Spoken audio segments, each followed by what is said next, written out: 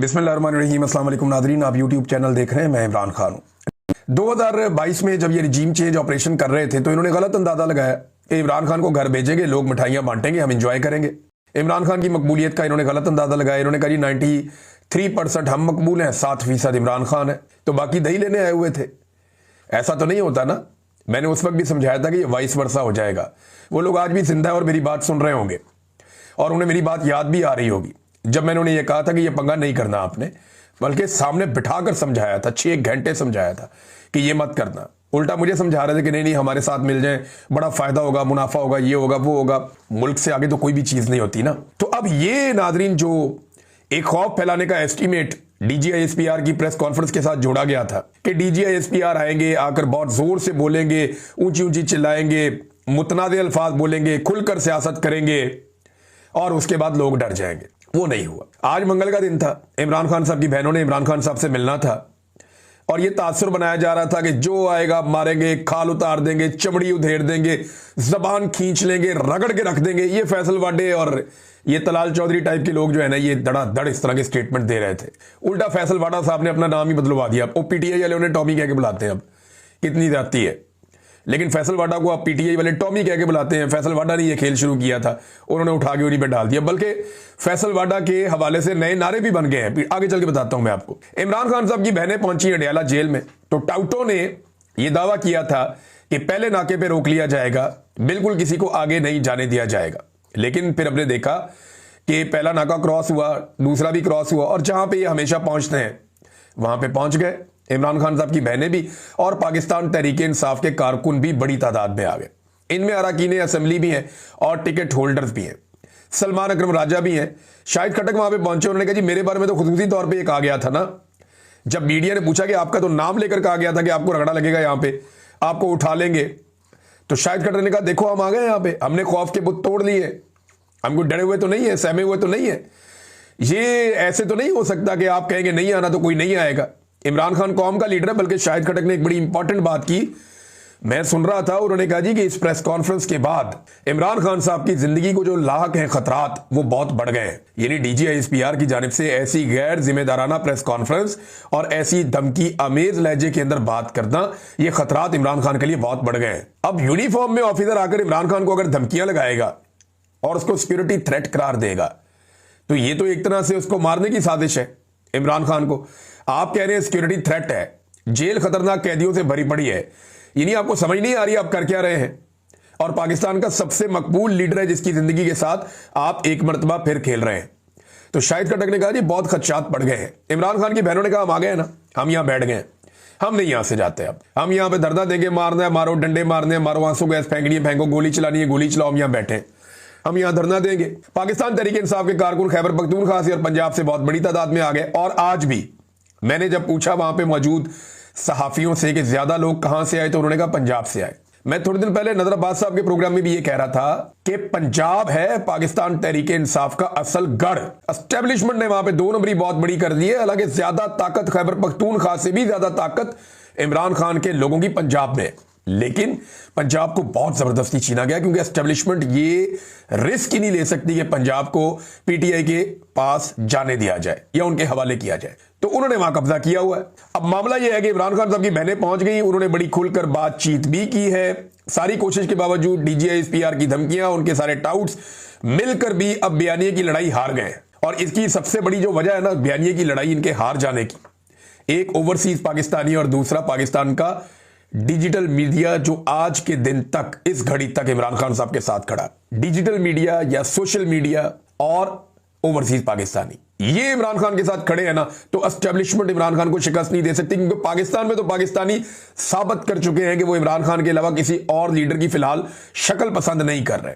अब इमरान खान साहब की बहनों ने क्या कहा, देखिए वहां उनसे बड़े सख्त सवालात भी हुए। सवालात वाले लोग आते हैं, उन्होंने फिर सवालात भी करने होते हैं। तो आसिम मुनीर साहब के बारे में सवाल किया कि जी इमरान खान उन पर तनकीद करते हैं, आपने उनके बारे में ट्वीट करवाया, जो इमरान खान ने बताया आपने बाहर आकर बता दिया। तो उस्मा खानम जो है इमरान खान साहब की बहन, जिन्हें पिछली मरतबा मुलाकात के लिए भेजा गया था 2 तारीख को, उन्होंने कहा जी आसिम मुनीर सरकारी मुलाजिम है, हमारे टैक्स के पैसों पर चलता है, इस पर बात करना सियासी नहीं है, इमरान खान जो पैगाम देता है हम देते हैं। ये उस्मा खानम ने कहा कि जी इमरान खान हमें जो कहता है हम कह देते हैं, ये कौन सा सियासी आदमी है, सरकारी मुलाजिम है, हमारे टैक्स के पैसे पे चलता है, तो इसके ऊपर तनकीद करने का क्या मसला है? इमरान खान हमें जो कहता है हम बाहर आकर कह देते हैं।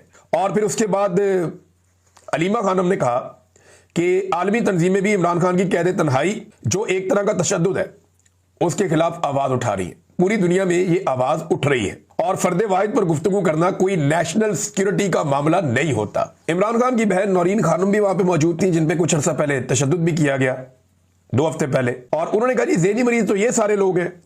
और ये जो प्रेस कॉन्फ्रेंस हुई है DGISPR की, मुझे तो बड़ी खुशी है। इसके बाद सब लोग जाग गए हैं, जो लोग नहीं जाग रहे थे वो भी जाग गए हैं। ज़हनी मरीज तो ये खुद है। आप पागल खाने में जाते हैं तो आप देखते हैं ना कि जो पागल है वहां पे वो आने वालों को कहते हैं कि पागल आ गए, पागल आ गए। तो ये इस तरह पागल कह रहे हैं या ज़हनी मरीज कह रहे हैं, ये खुद पागल है, ये खुद ज़हनी मरीज है। और इनका वो हाल है कि पागलों वाला हाल है। और साथ में उन्होंने कहा जी इमरान खान अल्हम्दुलिल्लाह, दुनिया की दुआएं इमरान खान के साथ हैं। अभी एक खातून का मुझे फोन आया था, वो बता रही थी कि हम सजदे में खाना काबा में इमरान खान के लिए दुआएं मांग रहे हैं और यहां हम इमरान खान के लिए दुआएं करते हैं। मैं 2023 में नादरीन उम्रे पे गया था। इस मरतबा मैं हज पर गया, 2025 में मैं हज पर गया और 2023 में मैंने उम्रा किया था रमजान मुबारक में। मैंने वापस आकर इमरान खान को बताया था कि मैंने इतनी दुआएं खाना काबा में और मस्जिद नबवी में किसी शख्स के लिए, किसी जिंदा इंसान के लिए होती हुई नहीं देखी जितनी दुआएं मैंने लोगों को आपके लिए मांगते हुए देखा है। ये 2023 के शुरू की बात है, मैंने इमरान खान को बताया था। और अभी जब मैं हज पे गया हूं तो इतनी लोग झोलियां उठाकर किसी के लिए दुआएं नहीं कर रहे थे जितनी इमरान खान के लिए कर रहे थे। और हत्ता कि मैंने देखा कि जो मौजूदा निज़ाम के इस वक्त पाकिस्तान में काबिज हैं, जो लोग सियासी हुक्मरान हैं और ये जो अस्करी क़यादत है, इनको लोग झोलियां उठाकर बदुआएं दे रहे थे कि इन्होंने पाकिस्तान का बेड़ा गर्क करके रख दिया। तो इमरान खान साहब की बहनें जो है वो डट गई है, वहां पे वो बैठ गई है, उन्होंने धरना दे दिया है। तो अब वो बैठ गए अडियाला के बाहर धरना देकर। एक बार फिर पूरी दुनिया के अंदर आपकी जगहसाई हो रही है। ये मैं पाकिस्तान के हुक्मरानों को कह रहा हूं, एस्टेब्लिशमेंट को कह रहा हूं। दुनिया जान रही है कि पाकिस्तान में एक मिलिट्री रिजीम है और फौजी क़यादत ने पूरे निज़ाम के ऊपर कब्जा किया हुआ है और हर इदारे को यरगमाल बनाया हुआ है। आपकी जमहूरियत का पोल पूरी दुनिया में खुल रहा है। टक्के की जमहूरियत नहीं है, पाकिस्तान में आमरीयत है। और अब पूरी दुनिया का मीडिया इस बात को तस्लीम कर रहा है, पूरी दुनिया के इदारे इस बात को तस्लीम कर रहे हैं। करप्शन के आपके रिकॉर्ड पे रिकॉर्ड टूट रहे हैं। एमनेस्टी इंटरनेशनल हो जाए या अक़वाम मुत्तहिदा हो जाए या यूरोपीय यूनियन हो जाए, वो आपकी इंसानी हकूक़ की पामालियों के ऊपर बार बार आवाज़ उठाते हैं, बार बार आपको बताते हैं कि अपना किबला आप दुरुस्त करें और पॉलिटिकल पार्टियों को कुचलने का सिलसिला बंद करें। तो नाज़रीन, अब ये आकर बैठ गया अडियाला के बाहर, इससे इंपैक्ट क्या आएगा? आलमी सतह पर एक दफ़ा फिर बदनामी होगी और इस हुकूमत को होश ही नहीं है। ये जिद पकड़ी हुई जी मैं नहीं मिलने देंगे इमरान खान को, भाई ना मिलने दे। ये आवाज़ तो पूरी दुनिया में जा रही है ना, सबको पता चल रहा है कि इमरान खान के साथ जुल्म हो रहा है और हर जालिम को जुल्म का जवाब तो एक दिन देना पड़ेगा। ये तो होगा, ऐसा नहीं हो सकता कि ऐसे ही जान छूट जाए। ये इमरान खान ने बाहर भी आना है, हालात ने बदलना भी है और जो सवालात आज अवाम के दिमाग में हैं, लोग आज नहीं तो कल वो इनका जवाब लेंगे। तो अब इंटरनेशनली एक बड़ी तकलीफ दे सूरत हाल पैदा हो जाती है। लेकिन यहां पे एक चीज और है जो मैं आपके साथ नाज़रीन शेयर करना चाहता हूं। अभी थोड़ी देर पहले एक खदशे का इजहार भी किया समी इब्राहिम साहब ने कि अंधेरा होते ही यहाँ पे जो है वो क्रैकडाउन की तैयारी की जा रही है और उसके लिए तैयारी हो रही है कि क्योंकि सर्दी भी है और पुलिस की भारी नफरी आई है दोनों तरफ से और इसमें कुछ लेडी पुलिस एहलकार भी हैं, उनकी भी तादाद बढ़ाई गई है, दूसरी पुलिस भी है। इन्होंने वहाँ जो पार्किंग में गाड़ियाँ खड़ी हैं उनकी तलाशियाँ भी ली हैं और जो सिक्योरिटी वाले साथ थे उनसे कुछ से वेपन भी ले लिए हैं। ये पंजाब पुलिस वहाँ पे कार्रवाई कर रही है अडियाला के बाहर और अभी वहाँ पे पुलिस की काफ़ी नफरी मौजूद है। मैंने जो सहाफ़ी हैं उनसे बात की, कुछ का ये कहना है कि इम्कान है कि किसी किस्म का क्रैकडाउन हो सकता है और कुछ का ये कहना है कि नहीं, हमें नहीं लगता कि क्रैकडाउन होगा। अब अलग अलग राय है। समी इब्राहिम साहब ये कहते हैं कि उनके सोर्स ये बता रहे हैं कि शायद यहाँ पे एक क्रैकडाउन हो जाए। अडियाला के बाहर हमने नए नारे भी सुने नाज़रीन। ये DGISPR की जो एक प्रेस ब्रीफिंग थी उसने ना सिर्फ पाकिस्तान तहरीक इंसाफ में एक नई रूह फूंक दी है बल्कि पाकिस्तानियों को इकट्ठा कर दिया है, बल्कि अवाम ने नए नारे भी बना लिए। एक तो नारा मैं ये सुन रहा था, पूछता है कौन हो तुम, लीडर है वो चौकीदार हो तुम। ये नारा जनाब बहुत लोग लगा रहे थे, पूछता है कौन हो तुम, लीडर है वो चौकीदार हो तुम। एक और नारा जो है वो फैसलवाडा के बारे में, DG ने एक कुत्ता पाला, फैसलवाडा। DG साहब का देखें, मैं अपनी खबर आपको दे देता हूं कि DG साहब का फैसलवाडा साहब से कोई ऐसा ताल्लुक नहीं है। ये जो आप कह रहे हैं कि डीजी ने एक कुत्ता पाला फैसल वाडा, तो ये जो कुत्ता फैसल वाडा को आप कह रहे हैं, कुत्ता फैसल वाडा को नहीं कहना चाहिए। फैसल वाडा एक इंसान है, वो कुत्ता नहीं है, उसे कुत्ता नहीं कहना चाहिए और मैं इसकी मजम्मत करता हूँ। और दूसरी बात यह है कि फैसल वाडा के ताल्लुका डीजी ISPR से नहीं, वो एक और जगह पे है मेरी इत्तला के मुताबिक, और वो भी कोई इतनी बुलंदो बांग जगह पे नहीं है, बस मुनासिब ताल्लुकात हैं। और मैंने उसके बारे में कुछ वाकयात सुन रखे हैं, फिर कभी आपके साथ शेयर करेंगे। इंतज़ार करेंगे कि फैसल वाडा साहब इसके ऊपर किस किस्म की बातचीत करते हैं। अब नादरीन, जो वकला की आदत है वो भी अब खुलकर सामने आना शुरू हो गई है। वकला को इस बात की समझ आ गई कि पाकिस्तान में तो अदलिया का वजूद ही खत्म हो गया है, और ये जो एक दो और एक्टिविटीज करने जा रहे हैं, 28वीं आईनी तरमीम, उसके बाद तो सिर्फ एग्जीक्यूटिव बच जाएगा, अदलिया तो खत्म हो जाएगी। यानी जजों के सारे इख्तियारात लेकर वो भी एग्जीक्यूटिव के पास यानी एस्टेब्लिशमेंट के पास ही चले जाएंगे। और वैसे भी रबड़ स्टंप किस्म की असेंबली मौजूद है, उसी तरह की अदलिया मौजूद है। हामिद खान साहब तो यहां तक कह रहे थे कि एक सूबेदार को फोन करके आईनी अदालत के सरबराह जस्टिस अमीनुद्दीन खान पूछा करेंगे, जनाब बताएं फैसला क्या देना है, और फैसले इस तरह हुआ करेंगे। अब हामिद खान साहब जो नॉर्मली नरम हुआ आदमी है, मैं उनके स्टेटमेंट पढ़ रहा था और हैरान हो रहा था। बड़े दबंग और बड़े सख्त स्टेटमेंट उन्होंने दिए हैं। उन्होंने कहा ये गैर आईनी अदालतें हैं, इन अदालतों के जजेस GHQ के हुक्म पर चलते हैं, ये जजेस गद्दार हैं, ये जजेस कौमी मुजरिम है। इस किस्म की बातें हामिद खान साहब कर रहे हैं। और फिर इमरान खान साहब के बारे में जो DG ISPR ने एक प्रेस कॉन्फ्रेंस की, उसके ऊपर हामिद खान साहब ने बड़ा सख्त रद्द-ए-अमल दिया। उन्होंने कहा जी कि एक आदमी कौमी हीरो है और कौमी हीरो को एक आदमी गद्दार कह रहा है। क्या तेरे मुंह से यह बात सचती है? तुम बैठकर सियासत कर रहे हो? ये प्रेस ब्रीफिंग पाकिस्तान की तारीख की बदतरीन ब्रीफिंग थी। ये हामिद खान ने DG ISPR को बड़ा सख्त जवाब दिया। बल्कि ये जवाब अगर आप सुनना चाहें तो मैं आपको सुना भी देता हूं। एक सेकंड जरा मैं आपको ये जवाब सुनाता हूं हामिद खान साहब का, किस तरीके से उन्होंने ये बात की, ये सुने। यानी एक आदमी बैठ के एक कौमी हीरो को गद्दार कह रहा, यानी तेरे मुंह से ये बात सच्ची है? तू मैं सियासत कर रहा है, तू उनको बुरा भला कह रहा। कल जो था ये पाकिस्तान की तारीख की बदतरीन ब्रीफिंग थी प्रेस की, जो कि एक किसी मजलिस जर्नल किसी ने की है। क्योंकि परसों उनका नोटिफिकेशन हो गया, अब वो अपने आप अपनी असलियत में बाहर आ गए। तो कोई घबराने की जरूरत नहीं। हमारा पाकिस्तान को बचाना पहला फर्ज है, हमारा अपने इस मुल्क के आइन को बचाना। बगैर आइन के मुल्क नहीं चला करते।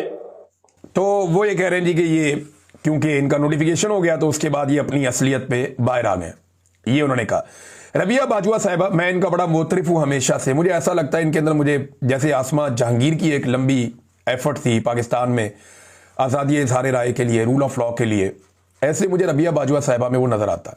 और मैं जब देखता हूं बड़ा खुलकर वो बात करती हैं, बड़ा खुलकर वो सपोर्ट करती हैं। जिस दौर में कोई भी नहीं बोल पा रहा था, उस दौर में भी इनको खामोश नहीं करवाया जा सका। बड़ी मुतहर्रिक वकील भी हैं, वकील रहनुमा है। तो उन्होंने ये कहा कि अब पाकिस्तान के अवाम और इदारे आमने सामने खड़े हैं। DG ISPR ने जब कहा कि जेल में कैद एक शख्स, तो मुझे बहुत तकलीफ हुई। आपकी वो रविश जो हुसैन शहीद सोहरवर्दी से चली आ रही है, जिसने फातिमा जिन्ना को गद्दार कहा, भुट्टो को गद्दार कहा, वली खान को गद्दार कहा, जो जबान आपने इमरान खान के बारे में इस्तेमाल की है, मैं इसकी मजम्मत करती हूं। और हमें यह कबूल नहीं है कि एक शख्स जिसका ताल्लुक किसी इदारे से हो, अवाम और इसके नुमाइंदों की तज़हीक करे। रबिया बाजवा। नाज़रीन, पाकिस्तान में यह बात तो बिल्कुल ठीक है कि सेलेक्टिव जस्टिस ही चलता है। वैसे पाकिस्तान में इंसाफ नहीं है।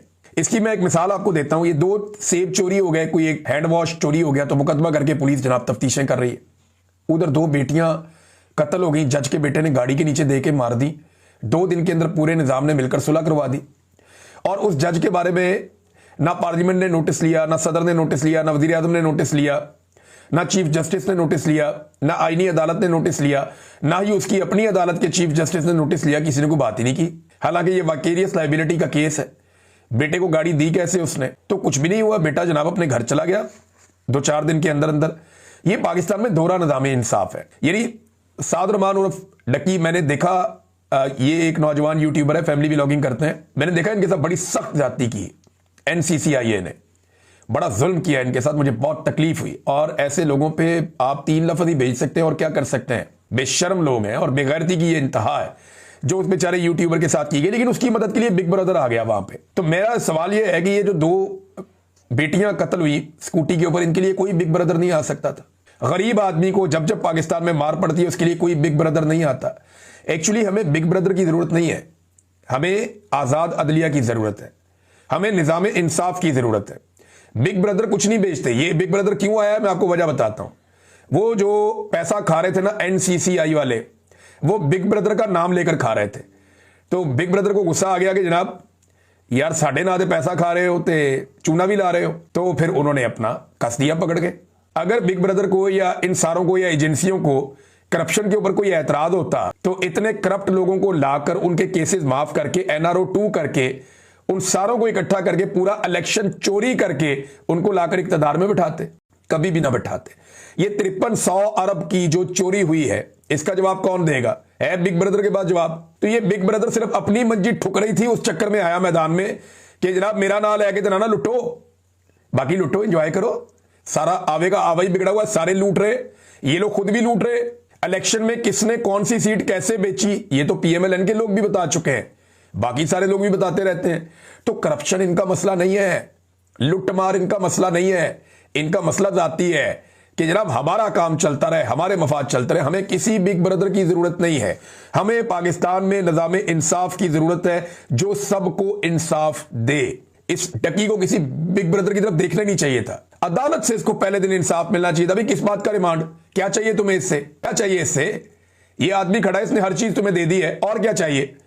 जिस एप्लीकेशन के ऊपर तुम इसको उठा के रगड़ा दे रहे हो वो तो पाकिस्तान के PCB उसके अंदर बाकायदा बाकी सारे मुलव्वस हैं, तुम उठा के इस आम आदमी को रगड़ा दे रहे हो। बड़े बड़े लोगों को तुम हाथ नहीं डालते। तो वो सिर्फ पैसा वैसा लोग लुटमार कर रहे थे और उसमें बिग ब्रदर सिर्फ अपनी स्किन सेव करने के लिए आया, कोई एहसान नहीं है किसी के ऊपर।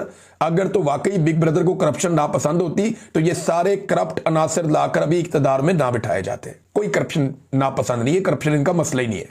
ये इमरान खान साहब बहुत पहले पहचान के कह चुके हैं जब रिजीम चेंज ऑपरेशन हो रहा था। अब तक के लिए इतने, अपना ख्याल रखिएगा, अपने इस चैनल का